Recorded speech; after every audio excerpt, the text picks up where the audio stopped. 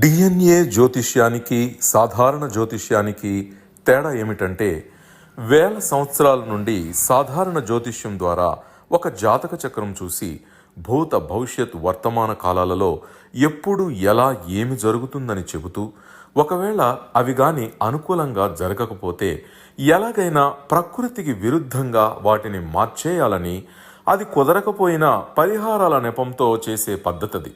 కానీ దానికి మారుగా డిఎన్ఏ జ్యోతిష్యం ద్వారా ఇవన్నీ ఎందుకు జరుగుతున్నాయని కనుగొని ఒక పని చేసే ముందే అది సరైనదా కాదా అని సరైన సమయంలో మనము తీసుకునే మంచి నిర్ణయం జీవితంలో అన్నింటిలో విజయాలు సాధించడానికి సలహాలు మార్గదర్శకాలు చెప్పే నిజమైన జ్యోతిష్య విధానం ఇది.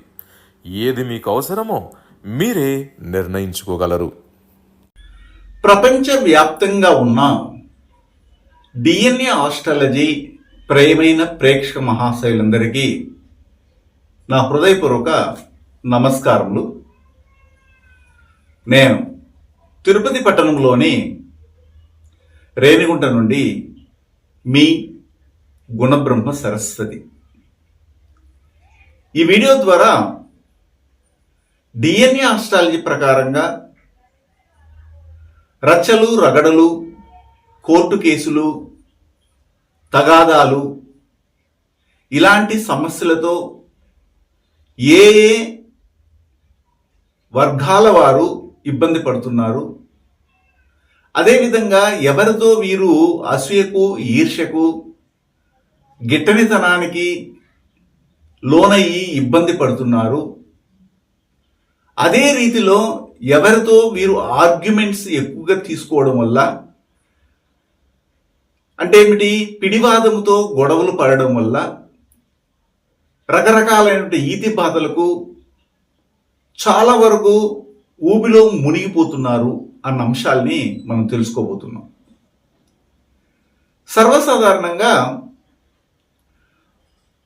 ట్రెడిషనల్ ఆస్ట్రాలజీ ప్రకారంగా ఏం చెప్తారంటే, కాలపురుషునికి 6వ భావము కన్య అనే భావము రుణ రణ రోగస్థానంగా చెప్పడం వల్ల అది ఒక పంచాయతీ భావంగా కూడాను మనము చిత్రీకరించాం.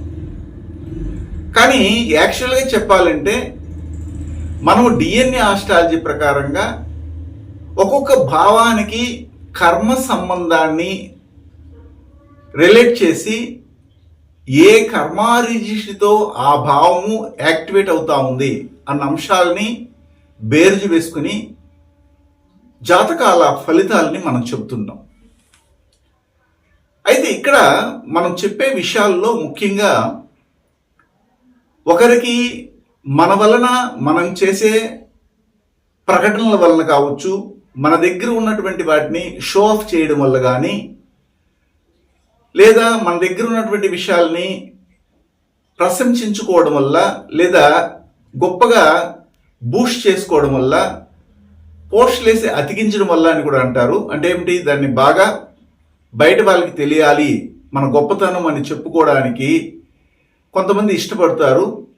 అలాంటి విషయాల వల్ల ఎదుటి వ్యక్తుల నుండి దృష్టి, లేదా ఎదుటి వ్యక్తుల నుండి అసూయ, ఎదుటి వ్యక్తుల నుండి మన పట్ల ఈర్ష్య, అదే ఒక విధంగా పగగా కూడా మారడానికి అవకాశం ఉంటుంది. అయితే అది ఏ భావముగా ఉంటుంది అన్న అంశాన్ని మనం డిఎన్ఏ ఆస్ట్రాలజీ ప్రకారంగా డీకోడ్ చేస్తాము. అది ఏ భావం అంటే కన్య అనే భావము. మీరు అనుకోవచ్చు వెంటనే, ఓహో కన్య అనే భావము కాలపురుషునికి 6వ భావముగా వస్తుంది కాబట్టి డిఎన్ఏ ఆస్ట్రాలజీ కూడా అలాగే అంటున్నారేమని అనుకోవచ్చు. కానీ మనం ప్రతినిత్యము ప్రతి ఒక్కరి జీవితంలో పొందే ఇబ్బందులు, రచ్చలు రగడలు, పోటీతత్వము, అసూయ, ఈర్ష్య, దృష్టి వలన వచ్చే కష్టాలు, కోర్టు వ్యవహారాలు, ఆర్గ్యుమెంట్స్, వాగ్విధాలు ఇవన్నీ జరగడానికి కారణము ఈ 12 భావాలలో పరిశీలించినట్లయితే 6వ భావముగాను, రెండవది మరియు 11వ భావముగా చెప్పుకోం. ఎట్లా 11వ భావం అని చెప్తామంటే, నేను చెప్పేది కాలపురుషుని యొక్క ఆర్డర్లోనే మాట్లాడుతున్నా. దాన్ని బట్టి చూస్తే కాలపురుషుని యొక్క ఆర్డర్లో 6వ భావంగా వచ్చే కన్య మరియు కాలపురుషుని యొక్క ఆర్డర్లో 11వ భావంగా వచ్చే కుంభం, ఈ 2 భావాలు మాత్రమే అసూయకు, ఈర్ష్యకు, తగాదాలకు ప్రారంభమైనటువంటి పాయింట్గా కన్య అనే భావం ఉంటే, ఎందుకంటే అది పంచాయతీ ఇచ్చే భావం అని చెప్తాము. అయితే దేని వలన అది ఎక్కడ పోయి తేలుతుంది, ఆర్గ్యుమెంట్లో తేలి అది దీర్ఘకాలికంగా జీవితంలో కష్టాలను తెప్పించే భావంగా కుంభం అనే భావాన్ని తీసుకుంటాము అని మన డిఎన్ఏ ఆస్ట్రాలజీలో మనం చెప్పుకుంటున్నాం. అయితే ఇది ఒక లేటెస్ట్ అయినటువంటి వీడియో, ఇంతవరకు మీకు ప్రచురించలేదు. మా దగ్గర చదువుకున్న స్టూడెంట్స్ కూడా ఇందులో కొంతవరకు తెలియకపోవచ్చు. దీన్ని విన్న తర్వాత వారికి ఒక అవగాహన అయితే వెంటనే కలుగుతుంది, మిగిలిన వారికి అయితే కొద్దిగా లేట్గా అర్థమయ్యేదానికి అవకాశం ఉంటుంది. అయితే ఎందుకంటే ఈ శని యొక్క కర్మ రిజిస్ట్రీ కలిగినటువంటి భావంగా మనం కన్య అనే భావాన్ని తీసుకుంటాం. ఎందుకంటే కన్య అనే భావంలో బుధుడు మూల త్రికోణ ఇల్లుగా చేసుకుని ఉండడం జరుగుతుంది. బుధుడు పుట్టినటువంటి నక్షత్రము ధనిష్ట అనే నక్షత్రము. ధనిష్ట, స్వాతి, పునరుషు ఈ 3 నక్షత్రాలు కూడాను శని యొక్క కర్మ రిజిస్ట్రీ కలిగి ఉంటాయి. కాబట్టి కన్య అనే భావము కంప్లీట్గా దృష్టిని లాగుతుంది. మన దగ్గర ఉన్నటువంటి విషయము ఇతరుల దగ్గర లేనప్పుడు వారు మనల్ని చూసి అసూయపడతారు. అదేవిధంగా ముఖ్యంగా చెప్పాలంటే మనం పేదవాళ్ళుగా ఉన్నా, మనకు ఏమీ లేకపోయినా కానీ మనం హ్యాపీగా ఈరోజు గడిస్తే చాలు అనుకుంటాము.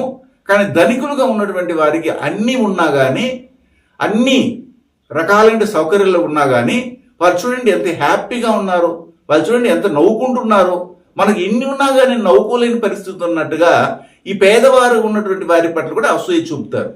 అలాగే అసూయ, ఈర్ష్య, ఒక విధమైనటువంటి పగ, ప్రతీకారం తీర్చుకోగలిగే భావం ఏదిగా వస్తుందంటే కన్య అనే భావం వస్తుంది. అయితే ఈ 11వ భావము అని చెప్తున్నాం, కాలపురుషుని 11వ భావం, దాన్ని కుంభం అంటున్నాము.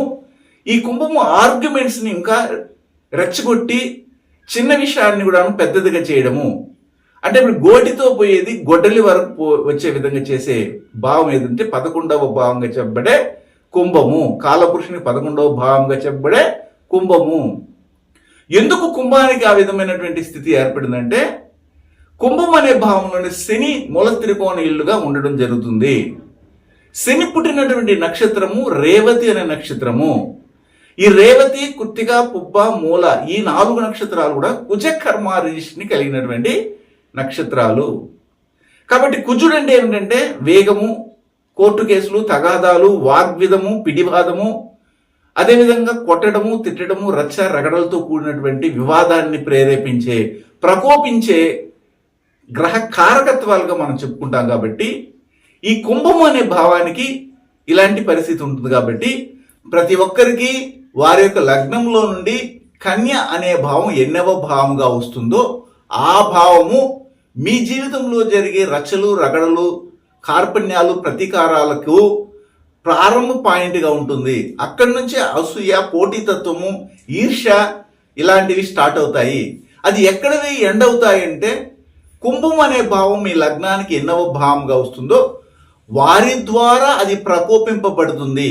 వారిని సాకుగా పెట్టుకుని ఆ భావాన్ని వీరు ఈ యొక్క 6వ భావంగా వచ్చి, అంటే మీకు కాలపురుషునికి 6వ భావము, కాలపురుషునికి 11వ భావం అని చెప్తున్నాను. అలాగే మీ లగ్నానికి కన్య అనే భావం ఎన్నవ భావంగా వస్తుందో ఆ భావము అసూయ, ఈర్ష్య, పోటీతత్వానికి గురి అక్కడ ప్రారంభమైనటువంటి రచలు, రగడలు, తగాదాలు, మనశ్శాంతి లేని విధాలను ఎక్కడ ఎండ్ అవుతాయంటే మీ లగ్నానికి ఎన్నవ భావంగానైతే కుంభం వస్తుందో ఆ భావంలో వెళ్ళి అది ఎండ్ అవ్వడం అనేది ఉంటుంది.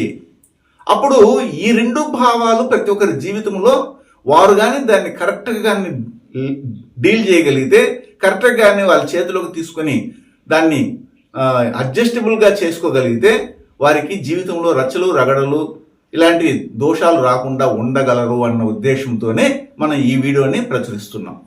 ఆ విధంగా ఒక్కొక్క లగ్నానికి, మనం రాశి గురించి మాట్లాడట్లేదు, డిఎన్ఏ ఆస్ట్రాలజీ ప్రకారంగా ఒక్కొక్క లగ్నానికి మనం తీసుకొని ఏ లగ్నానికి చెందినటువంటి వారికి ఈ కన్య అనే భావం ఎన్నవ భావంగా వస్తుంది, ఆ భావ సంబంధమైనటువంటి కారకత్వాలతో ప్రారంభమైనటువంటి అసూయ, పోటీ, ఈర్ష్య ఇలాంటి గిట్టనితనము, ఒప్పనితనము, దృష్టి దోషాలతో ప్రారంభమయ్యి ఎక్కడ పోయి ఎండ్ అవుతుందంటే అదే లగ్నానికి కుంభం ఎన్నో భావంగా వస్తుందో ఆ భావ బంధుత్వ కారకత్వాలని సాకుగా పెట్టుకొని ఆ యొక్క యుద్ధం అనేది నడుస్తుంది, ఆ రచ్చ అనేది వస్తుంది, ఆ రగడ అనేది వస్తుంది, ఆ కోర్టు సంబంధమైన వ్యవహారాలు నడుస్తాయి అనేది అన్ని గురించి ఇప్పుడు మనము ఒక్కొక్క దాన్ని తెలుసుకోబోతున్నాం.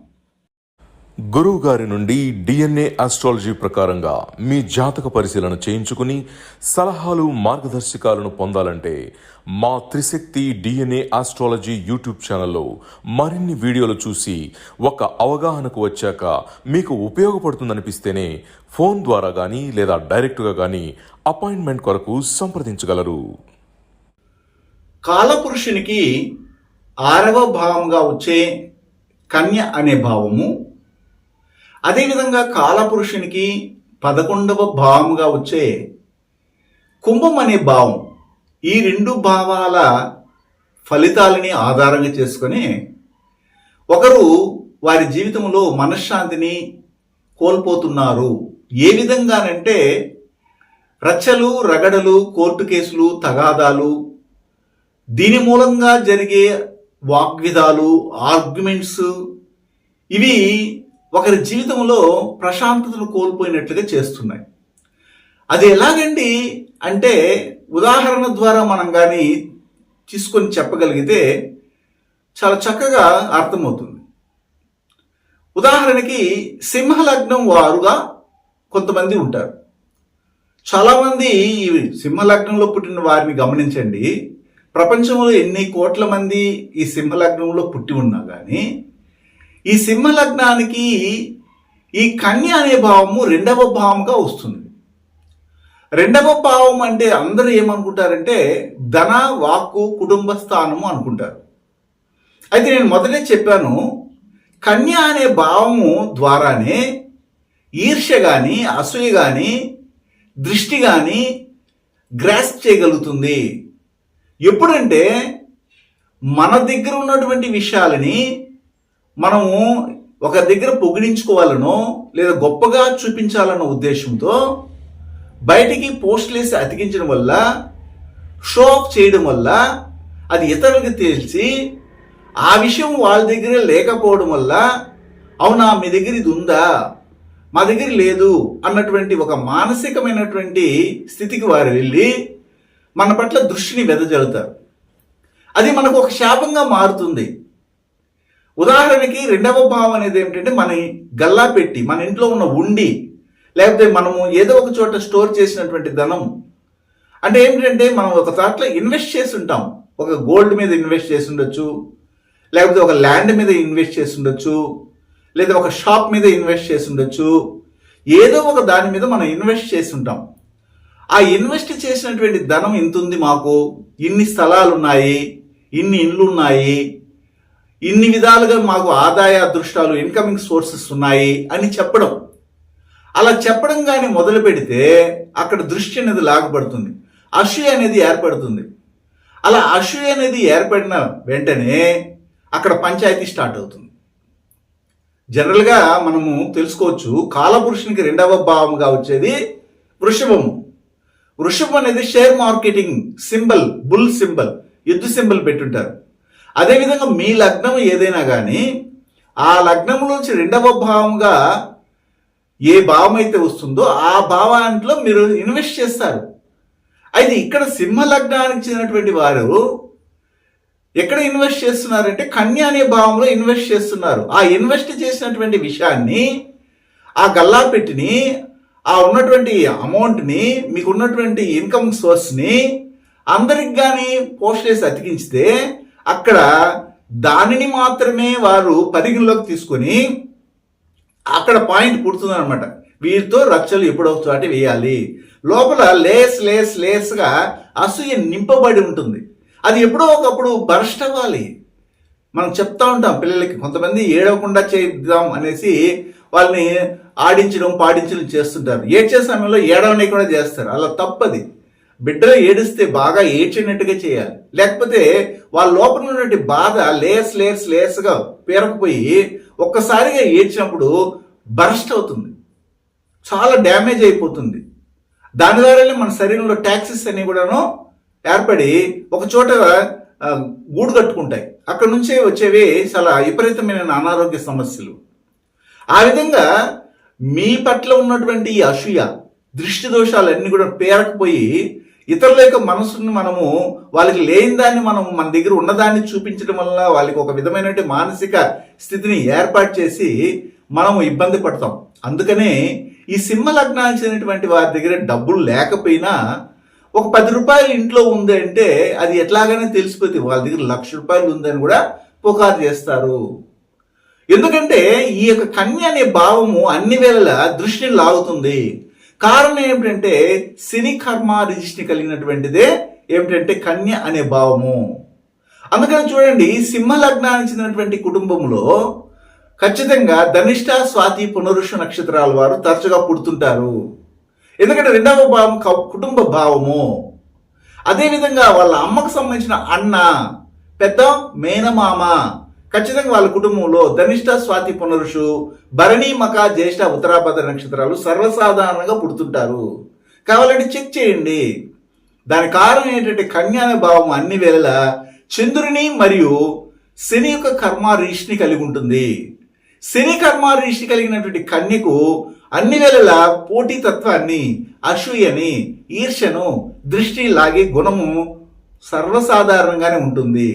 అందువలన వీళ్ళ దగ్గర డబ్బు లేకపోయినా వీళ్ళ సంపాదన 4 వైపుల నుండి సంపాదిస్తున్నారు అన్నటువంటి ఒక దృష్టిని వీళ్ళ మీద కేంద్రీకరింపజేయడం అనేది జరుగుతుంది. అక్కడ ప్రారంభమవుతుంది. వీళ్ళ మీద ఎప్పుడైనా రచ్చ వేయాలి, గొడవక లాగాలి, పీకల వరకు ఉంటుంది వాళ్ళకి మీ మీద అసూయ. ఏ చిన్న సాకు దొరికిపోతుందని చూస్తుంటారు. ఆ సాకు ఏ విధంగా అది బరస్ట్ అవుతుంది అంటే సొసైటీ ద్వారా, మనం చేసే పనుల ద్వారా. ఎందుకంటే సింహ లగ్నానికి 7వ భావం అనేది పబ్లిక్ ఎక్స్పోజింగ్. ఆ ఎక్స్పోజ్ చేసినప్పుడు మన సమాజంలో ఏదైనా మాట్లాడినప్పుడు కావాలని మన మీద విరుచుకుపడతారు కొంతమంది.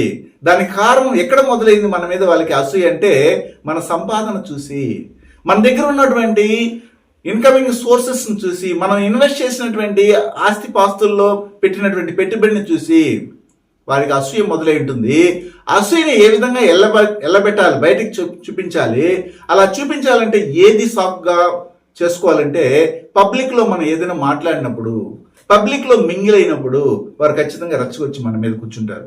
మనం వానికి ఏం శత్రుత్వం లేదే, తనకు తర్వాత వచ్చిన ఎదుటి వ్యక్తికి అసలు సంబంధాలే లేవే, మరి ఎందుకు ఇతను ఈ మధ్యలో ఇట్లాగా రెబల్ అవుతున్నాడు అంటే దానికి కారణం ఏంటి? అతను చూసుంటాడు మన ఆస్తిపాస్తులు, మన ఇన్కమింగ్ సోర్సెస్, మనం ఎక్కడ ఇన్వెస్ట్ చేసేది, మన సీక్రెట్గా ఇన్వెస్ట్ చేసి రియల్ ఎస్టేట్ చేసి స్థలాలు కొని పెట్టుకున్నా కానీ అది తెలిసిపోయి ఉంటుంది.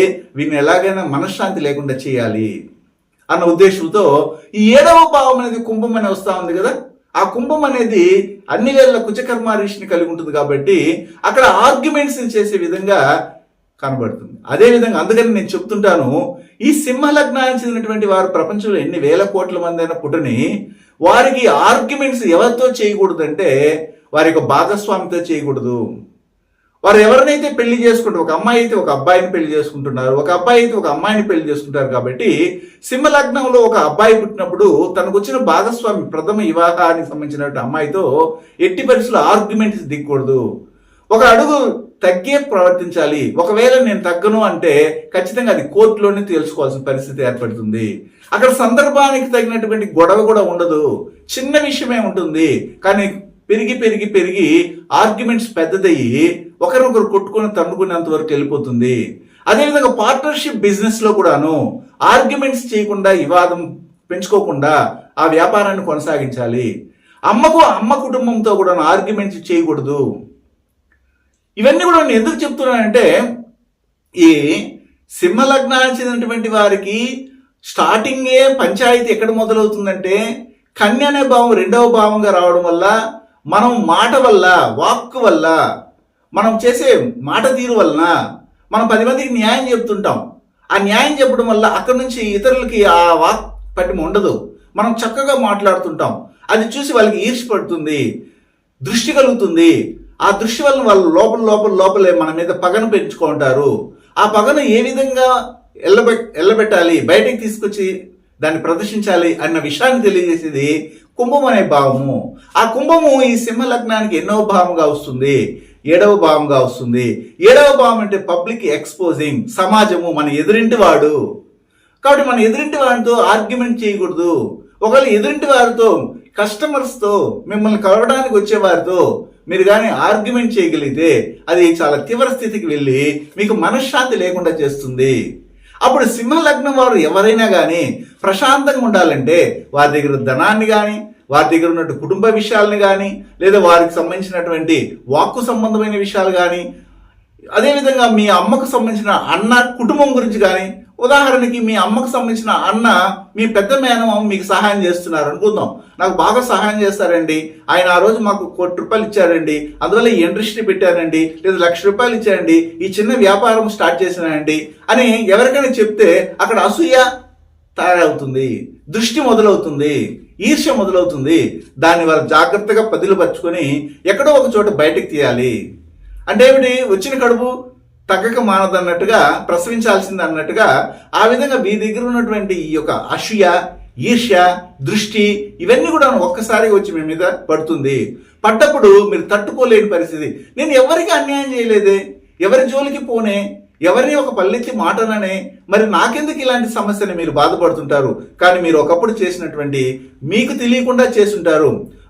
నేను మంచిగానే చెప్తున్నాను, ఒకరు సహాయం చేశారు, మా మేనమామ సహాయం చేశాడు, పెద్ద మేనమామ, అది చెప్పాను, దాంతో ఏం తప్పు ఉందండి అంటే మీకు 2వ భావంగా వచ్చే కన్యే అలాంటి తీవ్రమైన స్థితికి తీసుకెళ్లేటట్టు చేస్తుంది. కాబట్టి దయచేసి ఈ విషయంలో జాగ్రత్త పడాలి అని చెప్తాను.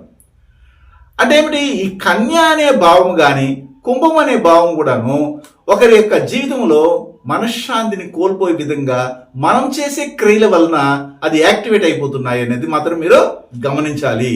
శుభం.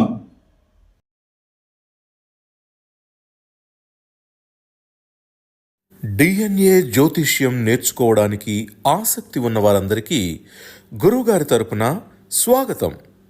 దైవజ్ఞ శ్రీ గుణబ్రహ్మ సరస్వతి గారి నుండి ఆన్లైన్ ఆడియో క్లాసుల ద్వారా అద్భుతమైన ఈ వంశపారంపర్య జ్యోతిష్యంను బేసిక్స్ నుండి అడ్వాన్స్ వరకు నేర్చుకోవాలంటే మీరు ఒక్కసారిగా ఫీజు చెల్లించేస్తే మిమ్మల్ని డిఎన్ఏ వాట్సాప్ గ్రూప్లో యాడ్ చేసినప్పటి నుండి మీ జీవితకాలం డిఎన్ఏ జ్యోతిష్యానికి సంబంధించిన క్రొత్త అప్డేట్స్ని ఆ వాట్సాప్ గ్రూప్లో నిరంతరం పొందవచ్చు. ఫీజు చెల్లించిన వెంటనే జరిగిపోయిన పాఠాలు మీ ఈమెయిల్ ఐడి ఇస్తే గూగుల్ డ్రైవ్కి మొదటే గురువుగారు పంపిస్తారు. అందులో మీకేదైనా డౌట్స్ వస్తే జూమ్ క్లాస్లో గురువుగారే స్వయంగా క్లియర్ చేస్తారు. పీడిఎఫ్ కానీ, ప్రింటింగ్ మెటీరియల్ కానీ ఇవ్వబడదని గమనించగలరు.